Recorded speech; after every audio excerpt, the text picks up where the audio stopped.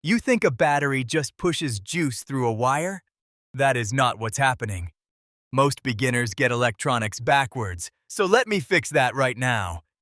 Voltage is the pressure pushing electrons through the circuit. Think of it like water pressure in a hose. The pump creates the push. That is your battery or power supply. Current is the amount of electrons actually flowing. That is the water itself moving through the hose. More flow means more current, measured in amps. Resistance is what slows that flow down. A narrow hose resists water more. A resistor in your circuit does the same thing to electrons. Here is where beginners get stuck.